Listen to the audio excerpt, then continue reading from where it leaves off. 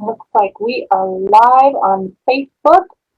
Welcome to tonight's program of FWMO Live with artist Dale Enochs.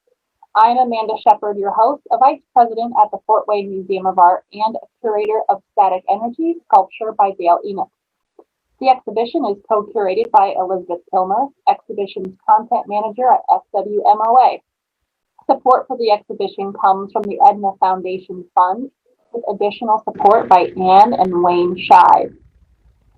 Dale Enochs is a prolific sculptor whose work is found throughout the United States as well as in Canada, China, and Japan. A Fort Wayne native, Enochs spent his formative years in the city of Fort Wayne and attended the old Fort Wayne Art School before completing his education at Indiana University, Bloomington. Now based in Bloomington, Indiana, Enochs has established himself as a singular master of stone by expertly integrating the porous texture and creamy color of Indiana limestone with different metal elements. This activity is made possible in part by the Indiana Arts Commission through the National Endowment for the Arts, a federal agency. The Fort Wayne Museum of Art is funded in part by Arts United of Greater Fort Wayne. Welcome, Dale. Hey, Amanda.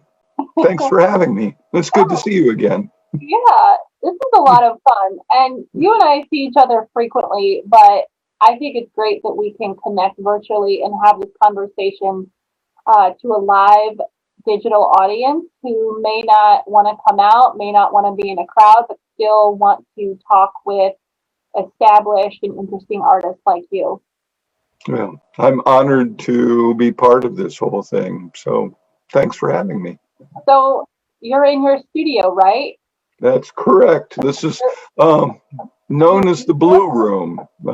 It's my office area. So where the drawings get done. Gotcha.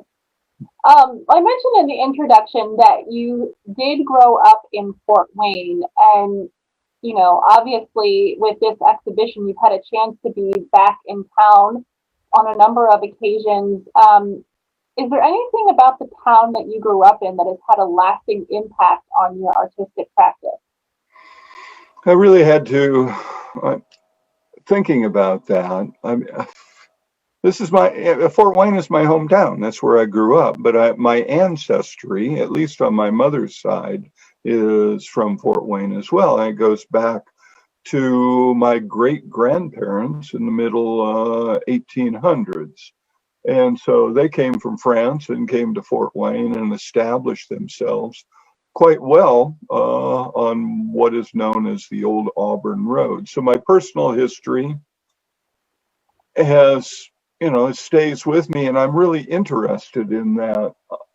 I grew up in a sort of lower middle class family. My father worked for International Harvester. And so, I don't know how much the industrial part has played into how I approach things, but I can't help but think that might be the case.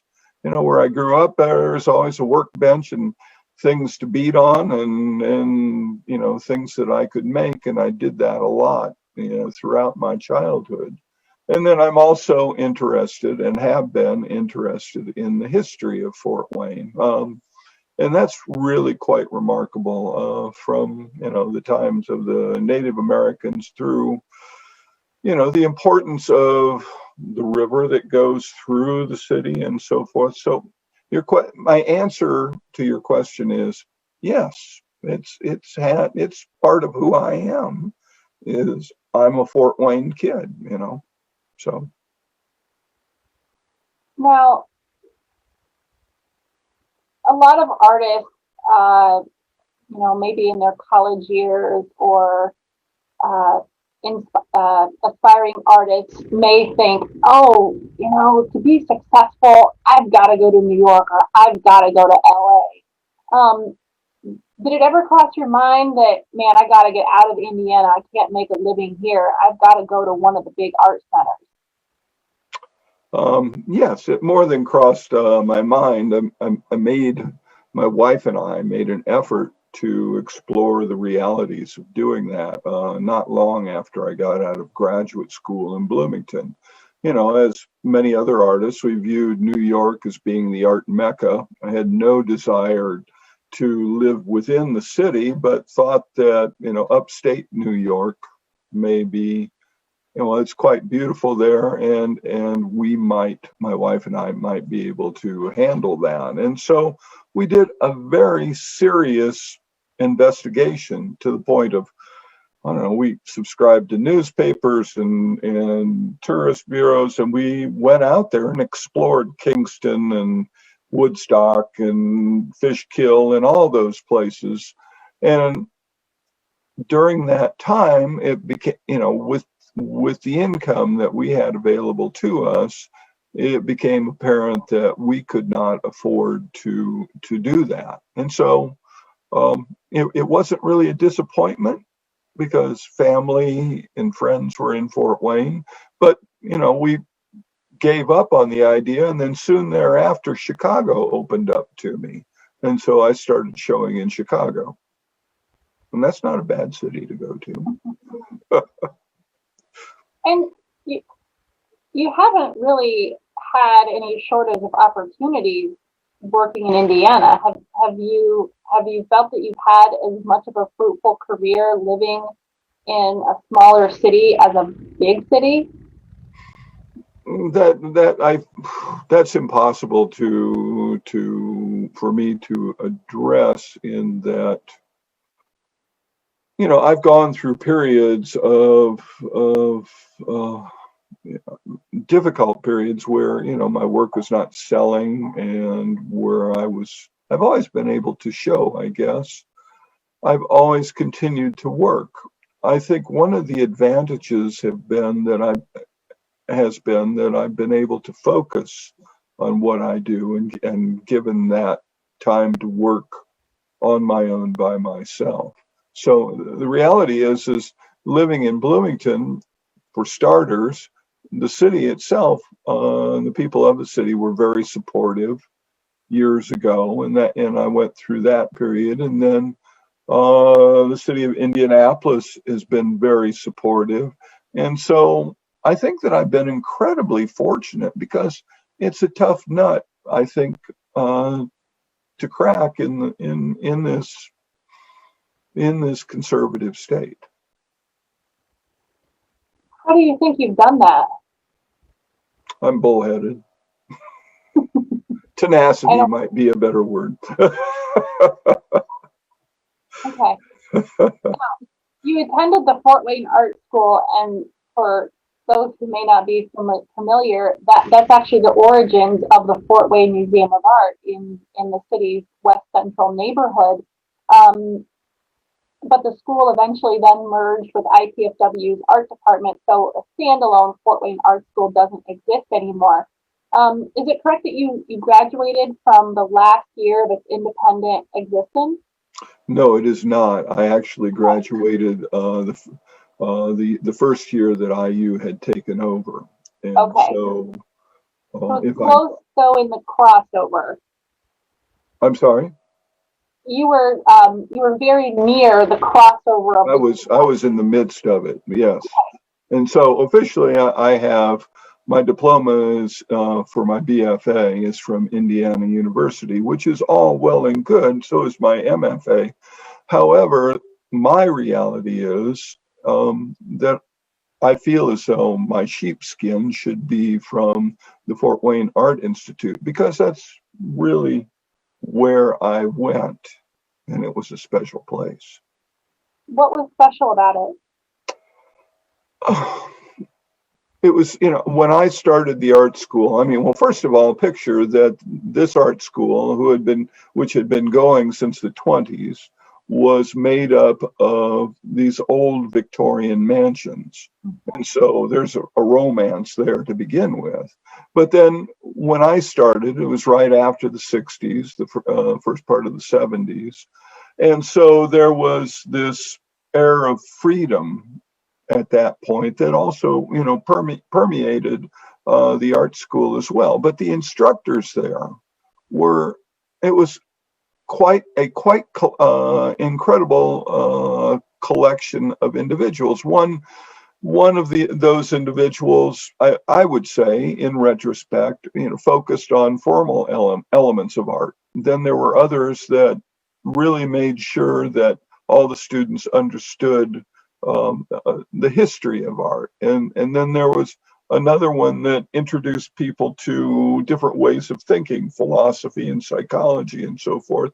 And then there was, of course, always the dealing with tools and materials that were part of the whole curriculum. And the school, the instructors, were insistent about the students that went there that they be provided with a traditional sense of what had been, but what you could do as well. So all the formal elements were there as well as more. I think it was a magic place. It really was.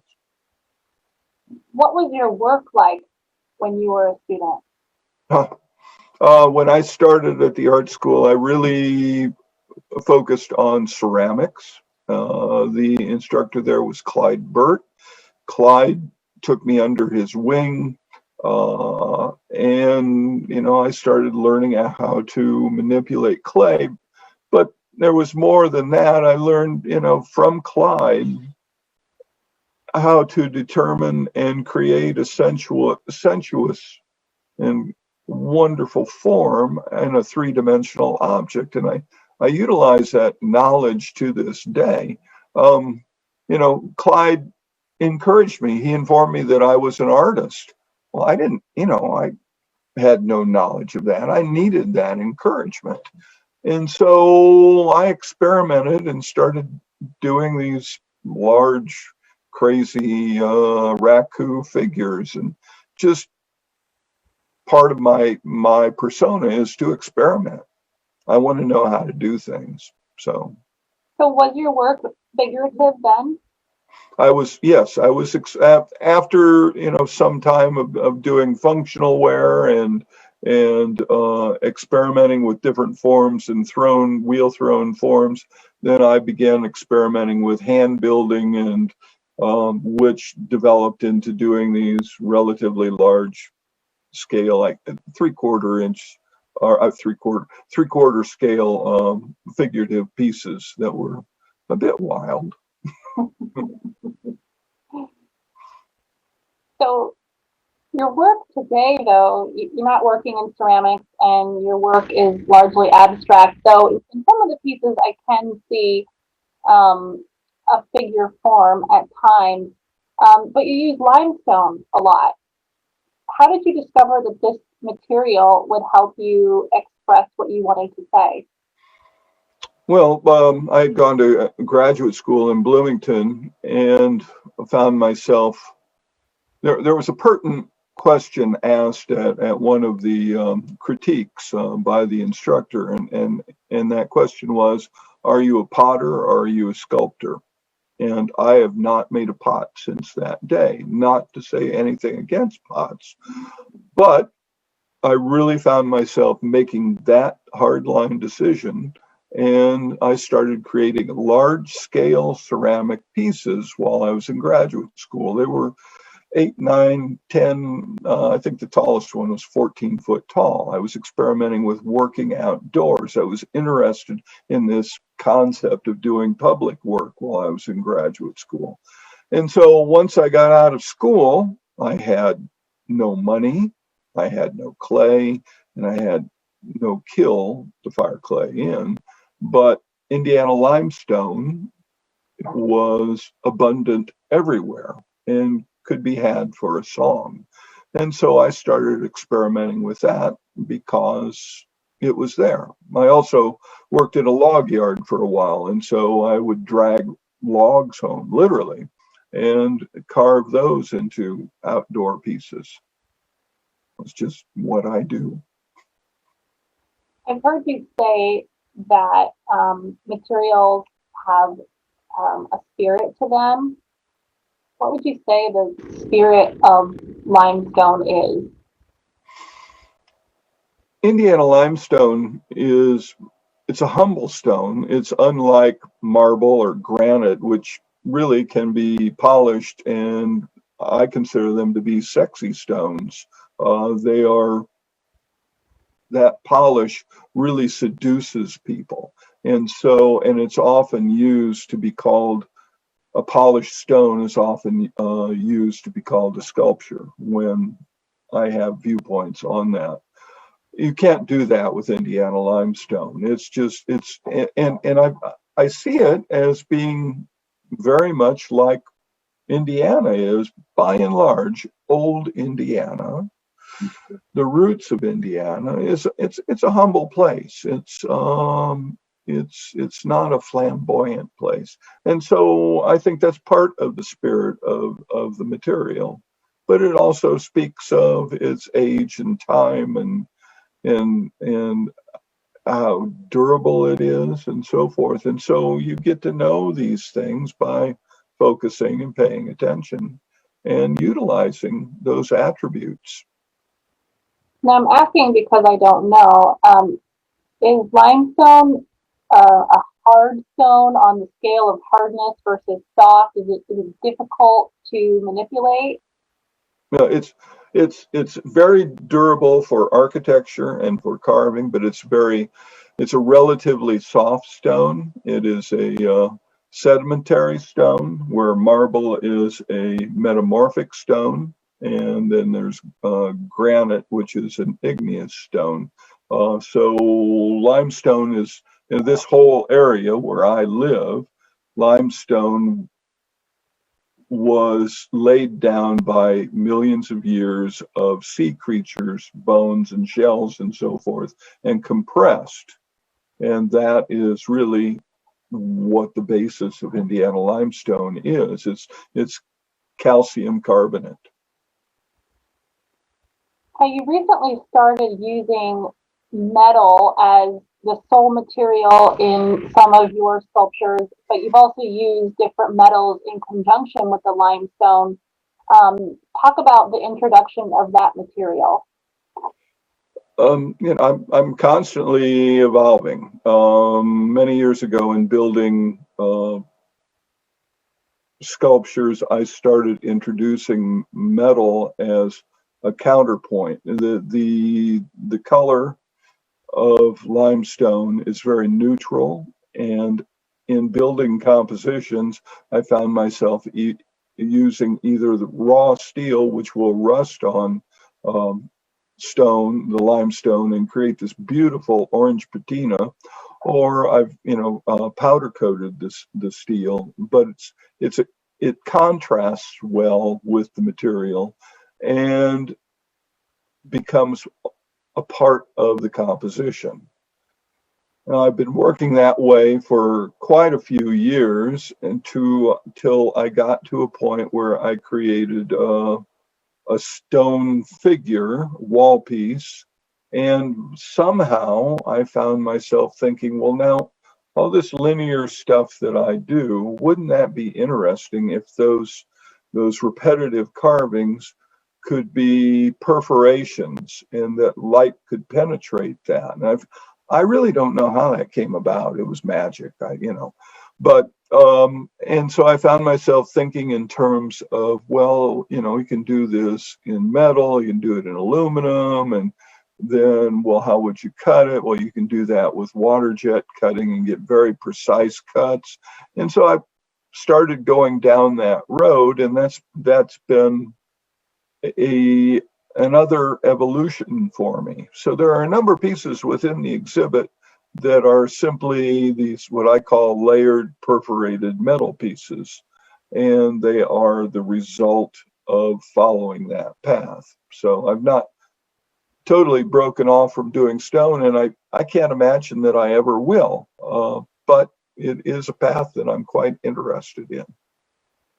Well, as you said before, you're a sculptor. You're not a potter. You're not a limestone carver. You're a sculptor. So that means that you need to consider many different materials.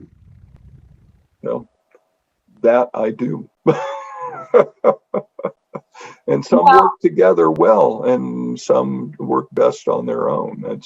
It's a matter of having a sensitivity to, whenever you're making something, you're building a composition. You're not only you're building a composition, and you're also making a statement. There's something being said, and so you pull things together. You need, in my opinion, you need to do that with finesse and sensitivity, I guess. And that's one thing that I attempt to do. Now, visitors to your exhibition will see a number of different elements.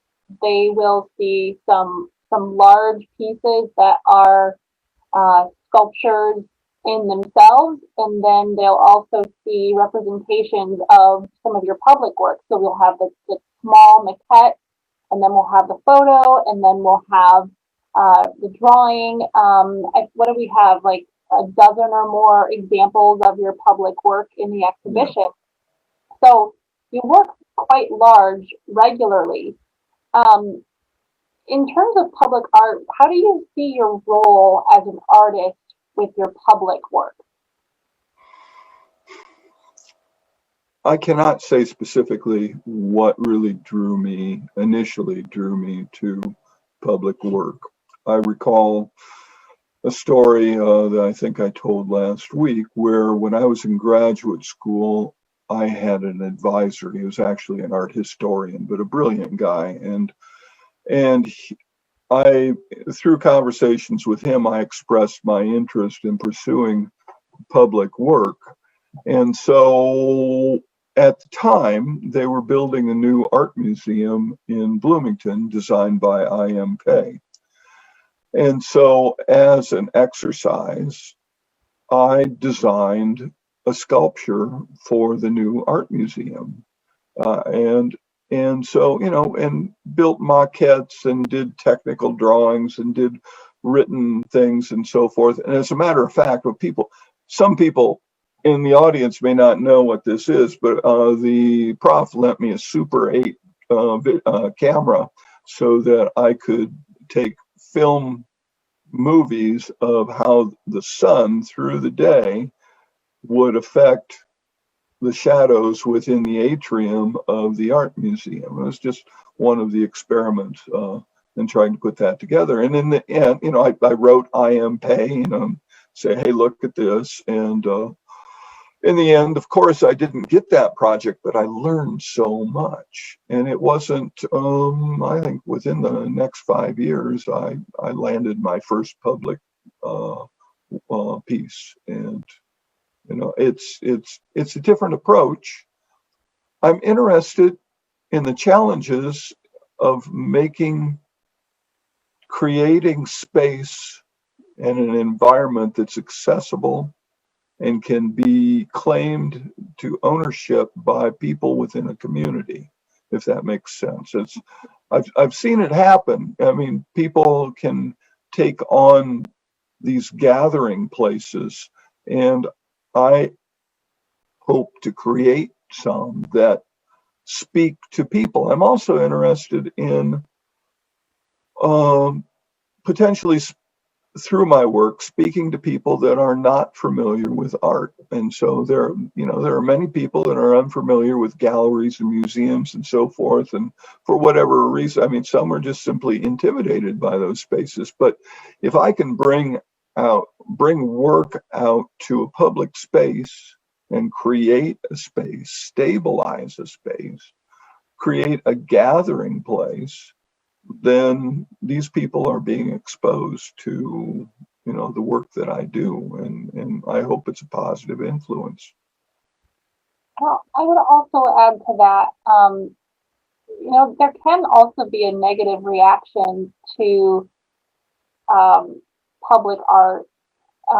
Yours is so beautiful that I highly doubt anybody reacts negatively to yours, but we have that large Mark de Souvreau sculpture just next door here, and it got hit several years ago and nearly ruined.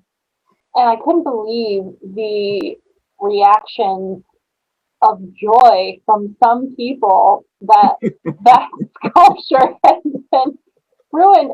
And I thought, you would prefer bad architecture, billboards, concrete everything to this wonderful sculpture in the middle of a lush green park.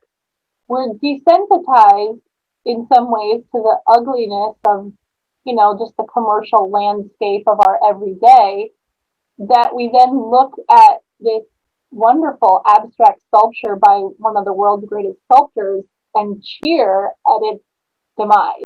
That has never left my mind, the irony of that. So I guess the flip side is that people can react negatively to public art as well. Well, but I've had a piece vandalized. I've had some pieces spray painted. It comes with the territory. That's not going to keep me from doing it. The rewards are too great, and I think most people are receptive to that. But it's become evident within this point in time that critical thinking is not always available to everyone, and so I'm not sure where I want to go with this right now. I won't push you any further down the road. On that note, let's bring up some of your public work too that I think residents of Indiana will recognize. Just a moment here. Some pretty big deal commissions, if you ask me. So talk about this one here. It's down at the Indiana State House. Give me a second here because I'm not. There I am. Okay, now I can see you. Yes, this is a plaza on the west side of the Indiana State House. There was a national competition. The powers that be during the bicentennial decided to turn what was Senate Street on the west side of the State House into a pedestrian plaza, the whole length of it. And they asked, there was a call for entries for two separate sculptors, mine or this particular piece being on the south end of the plaza or the pedestrian area, and the other one being on the north end. And so there was a call for entry. Hundreds of people, sent their curriculum vitae and all that, and it was narrowed down to 5 people. This is how it usually works. And then those 5 people were given a theme, and the theme for this, I'm still. The theme for it was a living time capsule. And I just remember thinking, what is a living time capsule? So I found myself, that's part of my job. You have to pay attention to the client being the state of Indiana. And so I started, I tore apart those 3 words and I started thinking in terms of what time means, and time is a river, and time is always flowing and never ending, and so forth.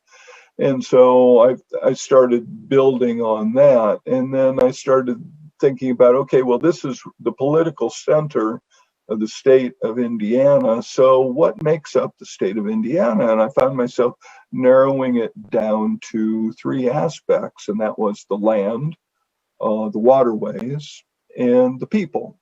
And so with that information, then I found myself starting to build this composition. The composition was a plaza in and of its own right, 60 foot by 40 foot, if I remember correctly. And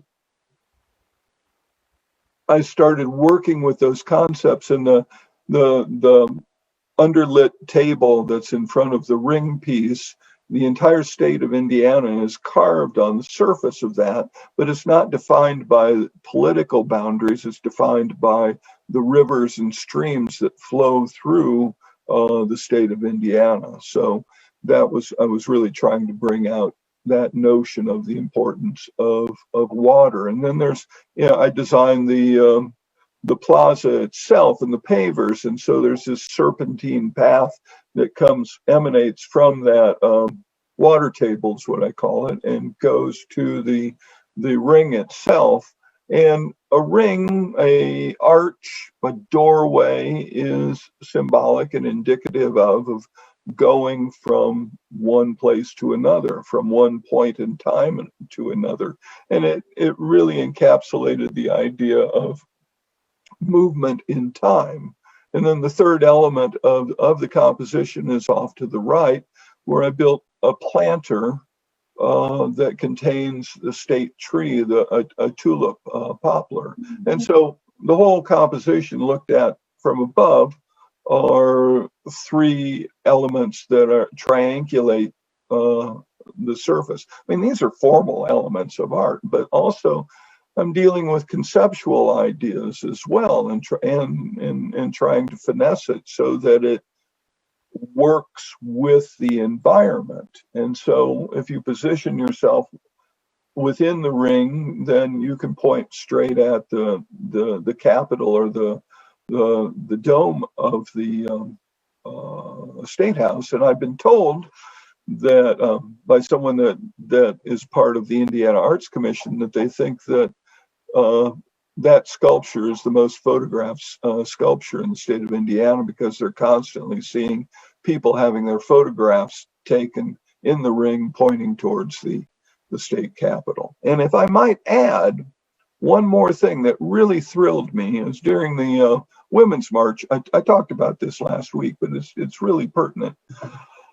During the Women's March, my wife went to Washington, D.C. to participate in that, and I stayed home to feed the dogs. And people are texting me and sending me photographs, and there are people climbing, seated all over this sculpture, and it became a touchstone for that event. It was a meeting place, and it was telling me that this was working within this environment for people that were participating in what the State House is really all about.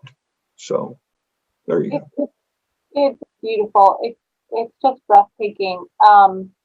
It's powerful, but it's not domineering, and it's hospitable, which is what we said about Indiana before, that Hoosier hospitality. And you've created this hospitable environment with seating opportunities, a comfortable guided maybe plan for walking. You created a little living room area with that plaza, which allows people to feel like they're stepping into an experience. And in this part of Indianapolis, it's kind of an immense, maybe a little intimidating area. It's beautiful, but it's just slabs of concrete around this really big, intimidating building, and you created this very homey, beautiful environment. Well, I might add that trees planted within the plaza as they mature, will also help enclose that space and make it even more inviting. So let's talk about another very different work, and this takes us back to your figurative days a little bit. Tell us about this. This piece titled Stride was made for the Monroe County YMCA, and a fairly new YMCA on the northwest side of the county. And there was a call for entries when the YMCA was built, which is to the left of this viewpoint. There's this large hill or mound that one encounters as you drive up to the hill. And so the people that were associated with the Y decided that they would like to have some artwork there, and here too another competition was set forth. But this mound is huge, and, you know, barren, and there really wasn't anything going on. And so I found myself thinking, okay, well, what's the YMCA about? Well, it's, you know, it's about health and well-being and exercise, and so I mean, and so I find myself trying to boil things down whenever I approach things, and and in my mind, a striding figure, a rapidly walking figure, is indicative of a healthy, moving individual. And so I started building off of that. But still, there's this huge mound. You know, this photograph only shows a part of it. And this is a culmination of, I can't remember, maybe 20 stones that all come together. And so spread out across this mound are compositions of other stones that lead up to this focal point. So they visually move towards this walking figure so that the whole space is utilized and becomes part of the composition. And another thing, when I was putting the whole proposal together, I bisected parts of the composition, which here too you cannot see, with a sidewalk, because I noticed that people that were going from the YMCA on my left to the left of the sculpture and walking towards the ball fields, which are over on the right, were dragging, you know, their equipment and so forth through the parking lot. And I felt, well, this is an opportunity to get them out of the parking lot, to provide a pathway that might be amenable to them as they're going from one space to the other. And so that's why I placed this pathway through the middle of the sculpture, which is an integral part of the whole thing. Oh, and I might also add, here I go again, the figure, which is difficult to understand here, but I am 6 foot tall and I come to just above the knees of this figure. So this is a 16-foot tall figure, and he's quite imposing. He has a presence. He has a voice there. The largest, tallest stone is 12 foot tall. So this is not a small composition.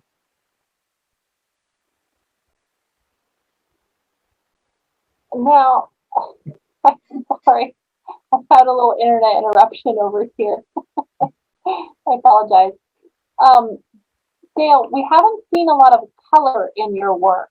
Is this one of the first times you're using color?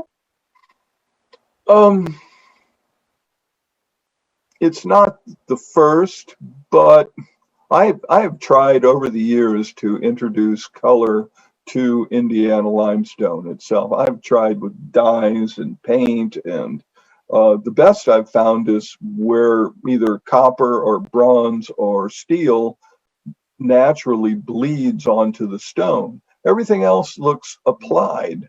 And so for my aesthetic, I have not found a way to work with color other than this contrast of, you know, the black elements within this composition are part of the composition, but they also have they help hold the stones together. They're bolted to the stones, one to the other, so that structurally the whole thing is sound. But it's a dark and light composition. Whereas the color on the figure, that metal presents new opportunities of working with color and so forth. And I don't feel the same way aesthetically about metal as I do with working with stones. I'm working with texture within the stone. Now, I'm curious about your processes. Is it true that you do a fair amount of hand carving on your work? Yeah, you can see all these. It may be difficult to discern on this particular piece, but there are textural areas that are all carved with this repetitive carving that I do, that's simply done with a hammer and a chisel. Pep, pep, pep, pep, pep. I listen to a lot of books on tape or CD. And then the other areas that appear to be flat or with no texture are actually gone into with very coarse rasps that I rasp the surface just to give it this light texture to the entire surface. So one of the opportunities that I had with this particular piece was that we built lighting into the foundation of the piece. So there is uplighting at all the stones and at the figure. And at night with that lighting, the lighting rakes the stones and really just dramatically pops out all of that texture, both the carved areas as well as the scratched, if you will, areas. And so it really adds to the life of that, because Indiana limestone can be very cold and appear to not have life. And I've found that, but part of its voice is in its textural capabilities. It holds shadows and reflects light wonderfully, unlike many other stones. I want to move to two smaller works that are both in the collection of the Fort Wayne Museum of Art. We purchased these a couple of years ago. Actually, the night that I met you, we purchased these. I want to talk about these a little bit. Both of these are on ongoing public display at the museum. Tell us about this work here. This piece is called Double Exposure, and the title comes from both. It's a self-portrait of sorts, a physical self-portrait, but also it's a psychological self-portrait as well. And so things that were going on in my mind at that time, things that I was thinking, were carved within the composition here. So the stones themselves are book matched in that those outer surfaces, the sort of broken areas at the right and left of the panels, and at the bottom, they're all naturally broken. They were sliced in a mill and then sort of opened up like a book and used as part of the composition. Really, that's how do I explain? It's utilizing natural elements of the found stone is an Asian tradition. I believe it's an Japanese aesthetic, really draws from the natural attributes of different materials and recognizes them and uses those natural elements within compositions. And I've been very strongly influenced by Japanese aesthetics and so forth. So there you have it. So does that come from some of the travels that you've been on? Certainly, yes. I studied with a Japanese, a scholar of Japanese literature, who also was an expert Japanese rock gardener, and I had gone to his house. He had started a small gathering of people to talk about the intricacies of creating Japanese rock gardens. And so that would happen every other Sunday, and that class took place for about 16 years. So there was a lot more to learn there. But then I was, one day I got a call, Mr. Enochs, would you like to come to Japan and work with Japanese artists? And of course I said yes. It was serendipitous, I believe. And that happened a couple of times, and I've maintained friendships with people in Japan. I had been drawn to the aesthetics, the work of Isamu Noguchi, who was a Japanese American artist, and really after a period of time, recognized that he had been influenced by Japanese aesthetic, and even more so by Japanese rock gardening, which opened doors for me, I'd say. Talk about this piece, bend. Well, I see this as a figurative piece, and this really harkens back to what I was just talking about of Japanese aesthetics and taking advantage of natural elements within materials. However, this is, if you will, is done in sort of Hoosier sort of way, in that I found this curved piece of stone. It was a piece of architectural stone that was cut in one of the mills and cast aside, and I brought it home, and it sat around for years until I finally got to a point where I said, oh, I need to do this with it. And how that, I cannot explain how exactly that happens, but it's a matter of saying, okay, I've saved this for this amount of time, and now I think I want to do something with it. The same is true with the pieces in the exhibit called Alchemical Studies, which were stones that laid around for a long time until I finally started working with them. So I started doing sketches, and it turned into this particular piece. But I was fascinated by that bend in a material that does not normally bend. Dale, how have you changed as an artist over the last 40 years?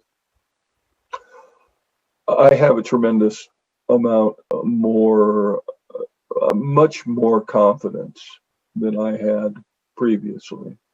And I cannot emphasize how important that is. I was thinking about this the other day, and I was thinking, for instance, Picasso.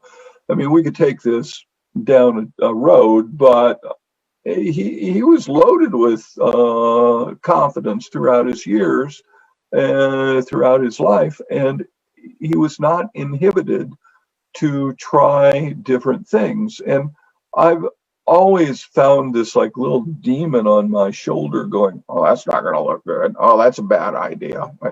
It's always been there. And I've been flicking him off for years. Yeah, I'm going to try that. Yeah, let's see what happens here. Because all of these pieces, to one extent or another, are experiments. They are new to me and new to the world. And I'm constantly exploring aesthetically, conceptually, how to make this voice, how to say whatever intuitively I'd like to say. We have a question from a Katie Pouch. She says, I loved your exhibit at the museum. Interactive with the mini scaled sculptures. You had a few pieces in a new medium. Are two of those pieces a direct response to the virus? I went to IU Bloomington. When I get a chance to visit, I'm planning a scavenger hunt for your limestone sculptures. Amazing work. Thank you. However, just that little piece of the question I have missed. Would you restate that, please? Sorry, the question was buried in there. She says, you had a few pieces in a new medium. Maybe she's talking about the metal. Are two of those pieces a direct response to the virus? Oh,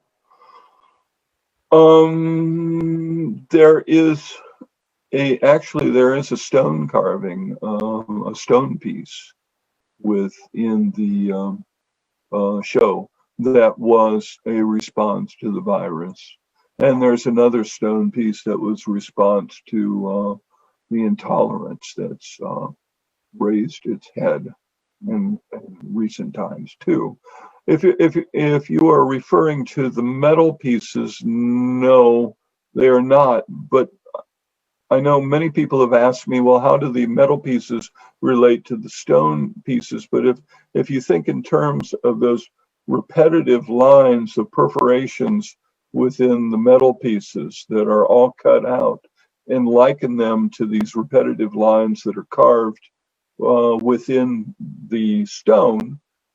It's my intent, is my hope to energize both the stone pieces and the metal pieces. And I see them as being one and the same, but two approaches with are approaches with two different materials. So I hope that approaches your question.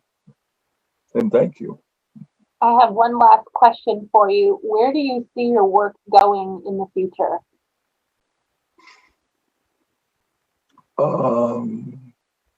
I find myself becoming increasingly interested in the metal work. And again, I do not see myself abandoning the stone work. However, creating that large scale figure, which has been in the back of my mind for quite a few years, that particular commission, that project gave me the opportunity to realize that. And I feel that there are tremendous opportunities and potentials for creating large scale, more figurative based pieces in that way. I am not interested in carving, a traditional figure. I think I'm going to segue here just a bit. And that is that I think for me, it's very important to portray our particular point in time. And that is part of what I'm trying to do here I am not a traditional carver. I do not do traditional figurative work, not because I dislike that work. That is not the case at all. But for me, I'm trying to address more interior conceptual ideas, and in a way that also speaks with our point in time. I think that element is extremely important for an artist to be true to their particular point in time. Thank you, Dale. This has been a lot of fun. It's always a pleasure listening to you and hearing what you have to say. I'm so grateful that you took this time out to share your life and your experiences and your work with our viewers. I want to remind everyone that Static Energy sculpture by Dale Enochs is on view at the Fort Wayne Museum of Art through March 14th, 2021, but do not wait to come see it. Come see it multiple times. And then watch out, we are going to be releasing a professional mini documentary of Dale and his exhibition very soon from 07 Films. Thanks again, Dale. Amanda, it is an extreme honor to be able to show both at the museum, which I think is quite wonderful, and in my hometown. And you guys have been great, and I really appreciate it. Thank you very much. Thank you so much. Good night. Good night.